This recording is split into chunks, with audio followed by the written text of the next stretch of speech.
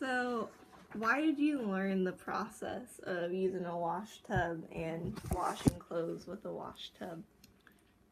Well, my mother did that from the time I was born until later when she did get it was a gasoline motor washer. But the way my mother worked or washed back in those days, first of all, most mothers, most women washed on Monday morning. That was the thing, that was an unspoken rule. And she would get her buckets of water, sometimes from the well if she pumped them, but sometimes we had a rain barrel that caught the rainwater off the house, and we would use the water in that because it was very good soft water. And sometimes if it was dry weather, why our well might not have enough water. So she would take big buckets. Sometimes they'd be 2.5 or 3 gallon buckets, which are not too heavy, but sometimes they use 5 gallon buckets even. And she'd set them on her wood burning cook stove and let them heat. Now there were people that had a copper boiler wash tubs that they would put water in, and they put it over a fire outside. It had stands that you stood it in, and you would heat your water out there. But Mother didn't have that, so Mother used her old cook stove, and it was a wood burning cook stove that she cooked and baked with, and you'd set the big buckets on there and let them get as hot as they could. And in the wintertime, they would heat up pretty fast because you had more of a fire. In the summertime, they were a little slower and might not be quite as hot. After she got the water heated, she would go out in the yard with her big old wash tub that sat on a little platform so it wasn't too low down to the ground. And she put her washboard in it, and she used homemade lye soap that she made from lard and Lewis lye. And she would scrub the clothes on that. The clothes were sorted in different bunches. First, you washed all the white clothes, and you scrubbed them on the washboard till you thought you had the dirt out. Then you wrung them out by hand and put them in the wash water, or in the rinse water. Next, you washed the light-colored clothes in the same wash water, the same way, and wrung them out by hand, and you rinsed them. And of course, each time you rinsed, you had to wring them out then and put them in a basket, usually, that she put her wet clothes in. And she would do that as she went through the colors. The next would be the dark colors. Then last of all, it would probably be my dad's chambray work shirts and his bib overalls, which were out of denim and very hard to wash, but she would do the best she could with her lye soap and her water. And in times whenever a man would get a lot of grease on his clothes, I don't know how it worked, but they would rub lard into it, and somehow that would loosen the grease. And then they'd scrub it in the hot wash water with the lye soap on the washboard. And from there, they would wring it out and put it in the rinse water, and then they had to wring that out again. Sometimes you had 2 tubs of rinse water. That helped to get the soap out more. And after she would get things washed, then she would begin to hang them out. And the heavy things and the dark things, she always hung on the clothesline, and sheets she would hang on the clothesline. But things like white dish towels and little white things, sometimes she would lay them on the grass for the sun to bleach them, or we had bushes around the outer edge of our yard, and she would lay some of the white things on that, and the sun helped bleach them more. And that's the way she did in the summertime. In the wintertime, you went through the same process, only it was inside the house, and then she would put clotheslines around in the rooms where the cook stove was and where the heating stove was, which was usually our living room, and she would string them across the room and have to dry the clothes inside the house with the natural heat. Because of the moisture in the clothes as they dried, the windows would get steamed up, and it might be it was better for us to breathe that than the dry air that you'd have if you didn't have any moisture in the air. Nowadays, people use a humidifier if the air gets too dry in the winter. So Mother would get her clothes dry in the summer, usually out on the clothesline and on the bushes or sometimes they strung them across a fence if there was a fence around. And when she brought them in the evening, she would sprinkle them down with a sprinkler that she usually had went in a bottle. You could get them a little sprinkler thing to put in a bottle. And she would sprinkle the clothes down. Then you roll them up in a little ball, and she'd put them down in her clothes basket. And when she had it all full, she would put a towel or something over it so the moisture would stay in. That's what she would iron on Tuesday, because Monday was washing day and Tuesday was ironing day. And usually Wednesday was baking day, and when you might do extra baking, and Thursday you might preserve or do something like canning, and we didn't freeze back then because we didn't even have electricity. Then Friday would be our cleaning day for the house. We cleaned the house on Friday. On Saturday we'd get our clothes and our shoes. We always had to polish our shoes, get ready for church on Sunday. Sunday was the day to go to church and to have a family dinner with our relatives or with just our own immediate family. And we would rest and we'd play games and do things for them. And then when Monday came again, it was all over again. We'd start with the washing like Mother did. And it was hard work, but somehow we made it. We were happy. And there's nothing smells better than fresh outdoor dried sheets or clothes. And we didn't go too bad. It might not have been as clean as people are nowadays, but we made it all right. So that's the story of how we washed and took care of our laundry. But I still would hate to go back to it. I still like my washer and dryer. Yeah. Well, so was it your mom that got you started in the process, or who taught you the process, kind of? Well, Mother taught me because I was always there with her. I didn't actually do much scrubbing when I was young. She did it until I might have been teenage, and I might have learned to do some, but I didn't do much by that time. Mother had a gas motor wringer washer, and whenever you started the motor on it, it had a little kick pedal. You had to kick it, and that would start the engine, and it would run, and it was more like the ones they had later that were electric. And when I started housekeeping, well, we had an electric washer with a wringer, and it worked real well. I had twin tubs that I rinsed in. I went through the same process, and starting with the white clothes and gradually going to darker, and I'd wash them with soap. I didn't use lye soap then. I used some of the store-bought brands, and I would rinse them through 2 waters. Now, for your real white clothes that you wanted to be really white, it was good to use bluing, and that was something that came either in little round balls. They were little round blue balls. Mother usually tied them up in a little cloth and swish them in your water and make it just slightly blue. It also came later in a liquid form, and you could squirt some of that in your last rinse water when you wanted your white clothes to look kind of sparkly white. Somehow that made them look, if they were a little grayish, that made them look better. And we would rinse our clothes I had twin tubs. I still have them in the basement that I had the cold water in, and I rinsed from the electric washer into that. And then we went through a lot of the same process. I didn't put things out to bleach on bushes or on the grass like my mother did. One reason she did was because my dad bought a lot of feed for the cattle and the hogs, and they were in feed sacks, and they were cloth, and she would take them and rip them apart, and we'd wash them, and then they turned out to be dish towels, or even they had printed ones. I had a house coat made from one, and maybe a dress or 2. It was kind of a different way of doing. The feed sacks came in cloth, and the women used them to make either dish towels, or there was different ways. I know even she sometimes would sew them together and make sheets out of them. I think it took 4 big sacks to make a sheet, and they had a seam in them, but they weren't bad, and they bleach out just as white.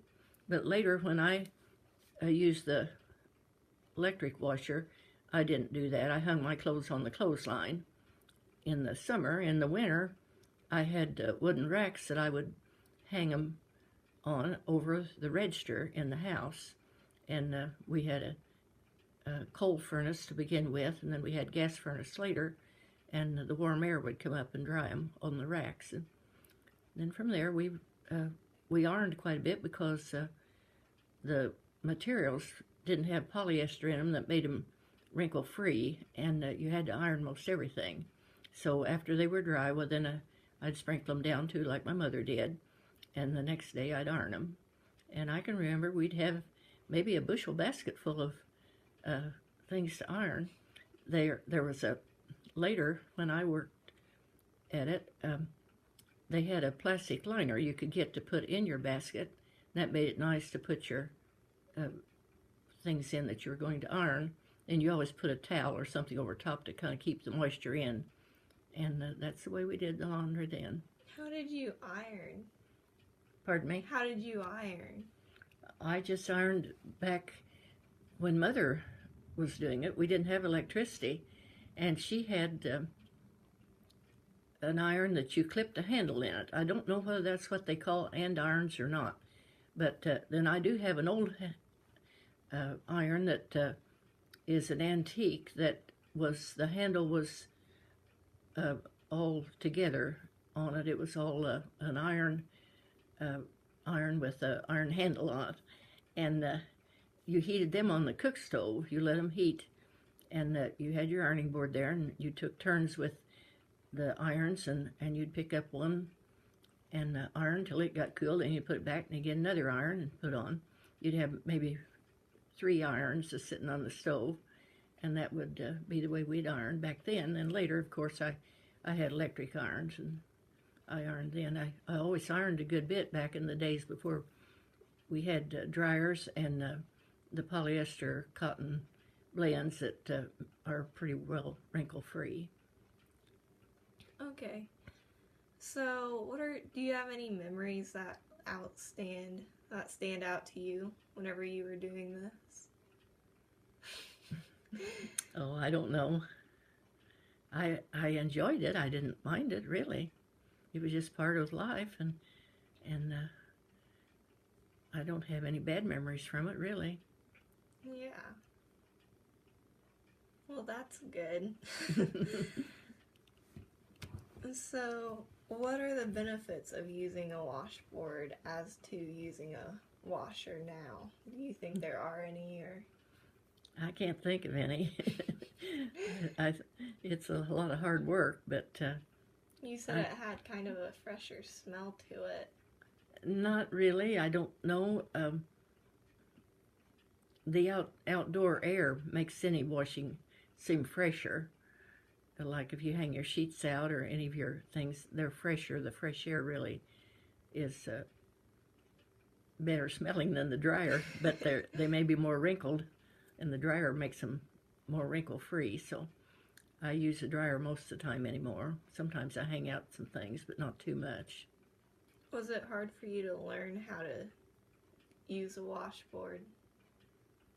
No, not really. I have a washboard that when I was first married, my husband was in the service in the Army, and I lived with him a while down at Fort Knox, Kentucky, and they had a wash house, but sometimes I washed things by hand, and I got me a washboard, and I would wash her clothes, and I didn't mind doing it. It was just part of everyday life. You had to keep things, pretty well clean, and it wasn't hard. I wouldn't want to go back to it to do a big washing now. It'd be more than I could handle, but it was not unpleasant. I rather enjoyed it. So, is there anything in particular that you like about the process, or anything you don't like? Well, back when Mother did it, it was a lot of hard work, I'll say that. A lot more than it is now. But I didn't have to do a lot of it. I played around, and I knew what she was doing, but I didn't have to do a lot of it. So if I had to now, it would be really hard compared to the new appliances we have. Yeah. You said you kept some of the tools you used, like the iron and the washboard. Mm-hmm. Why'd you keep them for over all the years? Well, they're keepsakes, and they remind me, and they're just kind of special because I remember when we did use them, and I'm glad I don't have to anymore, but they've got some good memories because it was when Mother washed, my brother and I, we played around and usually had kitty cats and a dog to play with, and we'd play with in the dirt a lot more than kids do now. I imagine we'd use sticks and build fences, and once there was an oil drilling rig came in our neighborhood, and so we got my dad's old motor oil he had drained out, and we drilled holes in the ground with sticks, and then we poured motor oil, and we played like we were drilling for oil. We did a lot of things like that while Mother worked around washing and all. Yeah. So you said you didn't have a pump, or did you? Pardon me? Did you say you had a pump by your house? Yes, we had a pump. When I was a girl, my dad had dug a well. That's what most people did in those days, and they lined them with tile, I think. Probably clay tile that was bigger around than what we'd think of. It probably would have been, a foot and a half across or 2 feet across. And they dug wells, and they lined them with tile, and we had a pump on top of that. And then later, we didn't have very much good water, and my dad had a drilling company come and drill a well. And we had a lot more water then, but it was hard water. It wasn't good soft water. That's why when Mother got the water out of the rain barrels, where the rain had come off of the roof of the house and down the eave trough, she used that in her washer because it was, or in her washing, because it was much softer and washed better. But the deep well, we did have more water to use. We had a lot more water, but it wasn't quite the quality that we had because it was hard water. It had iron in it, which all Indiana water, they say, has iron in it. My dad had a deep well pump that was so hard to pump. My brother and I could hardly push the handle down. It was very hard to pump. He could do it because he was stronger, but it had some kind of a suction to it that made it very hard to pump the water. But he watered his hogs. He always kept hogs, and we had cows, milk cows. Not a lot of cattle, but 2 or 3. And so that's, and Mother always had chickens. We had a chicken house we had a brooder house with baby chickens in the spring that my little brother and I liked to play around, and then in the fall they would be grown, and in the chicken house we always gathered eggs. So I lived on a farm, and we had fruit trees all around our house. We had apple and peach trees around our house, and when I was a naughty little girl, Mother would get a peach tree switch after me, and I hated that. But I liked to eat the peaches. They were good. How did you prime the pump whenever you had to use it? You had to take, I would say, about a quart of water and pour down the top of it that went down in it, and then you pump real fast for a little bit, and that would usually bring the water that would start it coming. That's the way we primed a pump. Okay, and you said you used the stove to heat your iron, so how did you heat your water? Well, the old cook stoves that they had a reservoir, they called, in the side of it, which was part of the stove was made so they could heat the water in the side. I'm thinking it probably would held about 2 gallons. I don't know for sure now. But you could get hot water out of that to wash your dishes or to get you some bath water. It wouldn't be a lot of water, but we didn't have bathrooms like we do now. And when we took baths, now this is the way that we did it. We'd take the big old wash tub and put behind the cook stove, and in the wintertime, we would take our bath after the water would warm up to room temperature, so maybe put some from the reservoir in it, That's how we took our baths. In the summertime, you could set your tub outdoors in the sun, and then maybe after dark or sometime, if you wanted to take a late bath, you could take a bath out there. Yeah. Okay, so is there any memories that you can remember with your instructor? Maybe doing the process? It'd probably be with your mom, then I'm sure you have a lot of those. Oh, I don't know. We didn't have many instructors, only our dad and mom back then when we were little. Yeah. Of course, when we went to school, then we had teachers, and I loved my teachers. My first grade teacher, I always loved her. I called her Mommy sometimes. I'd forget. And I liked school. My dad drove a school bus, and that made it easy for me to not be afraid of the bus or anything. I'd ride around with him the whole route a lot of times. And he was always kind of wanted to have a good time. And if there was apple trees along the way, sometimes he'd pull the bus over to the side and let the big boys get us all an apple off of a tree. And we found a lot of things to have fun with, and it was a good life. Does our family have a history with the process at all, or anything that can relate to our family by using this process? I don't understand what process you mean. By using the washboard and washing. As far back as I could remember with my grandmother, she washed much the same way as my mother did. They used a washboard, and I think all of the older women knew how to make lye soap. Now, they bought soap too sometimes, but the lye soap my mother made, after she had electric washers, she liked to make it, and she'd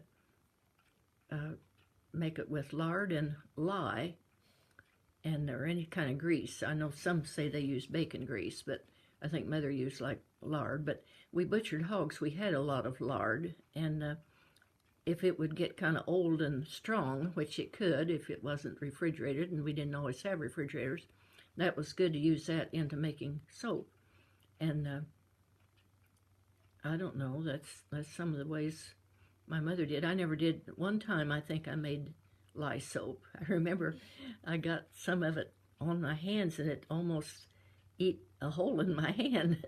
This little one's, the lye that was in the stuff, somehow I touched that, and I know it was something you had to be careful with. So it was real acidic then.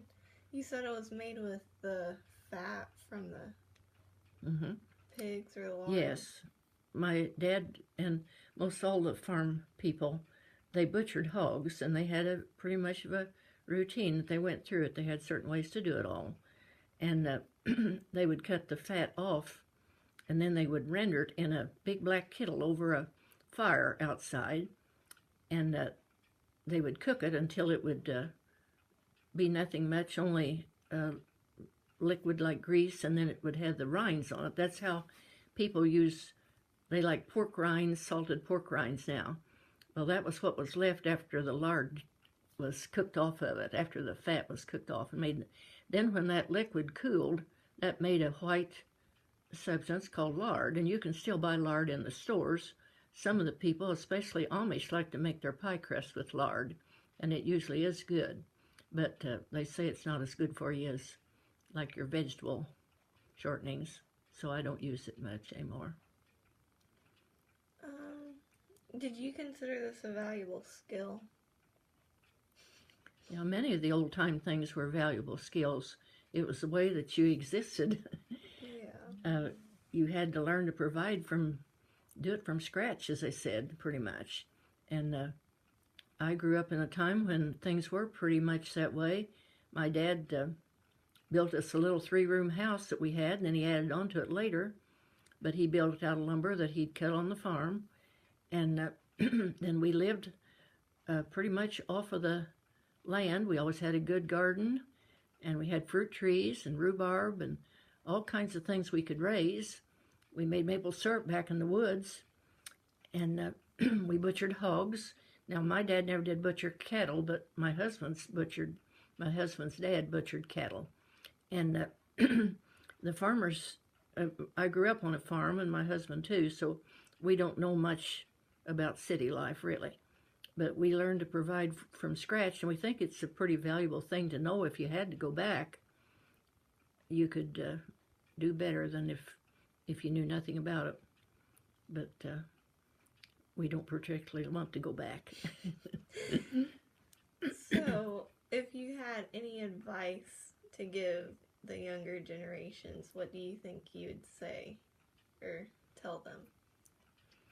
Well, I think to have a good character, be good and honest and hardworking and clean living in a way that you don't partake of anything that will harm you, such as drinking and drugs, and you try to eat healthful foods so that you'll be healthy, and you get your rest at night, and you need to keep a good attitude, and I think that comes from work and worship and family. All the good things come from keeping those values foremost, I believe. Okay.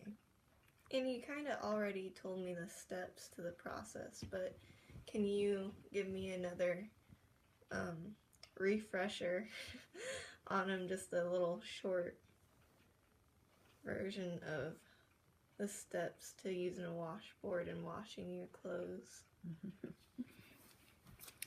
Well, the short version would be get your water hot, pour it in a tub, use your washboard, and have your clothes sorted according to color, and scrub them good, then rinse them good, and dry them. Then what didn't need to be ironed, you would fold and put away. What needed to be ironed, you'd sprinkle down and iron it probably the next day. Okay, so how did you use the washboard?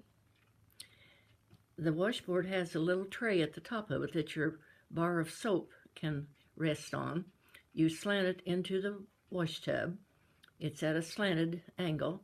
Then you wet your clothes. Perhaps if you would take a piece of, such as start with a kitchen towel that was white, and you wanted it to be white, you would start with your white things first, and you would dip it down in the water, then bring it up to the washboard, and rub your soap. The washboard is rough, and rub your soap across the cloth. Then put your soap back on the little tray above it that's on the washboard, and take your hands and rub it up and down, because it's got ridges in the washboard that scrubs everything, and that's how the dirt comes out. And it works real good. It's a good way. Okay, I think that's all I have. Thank you.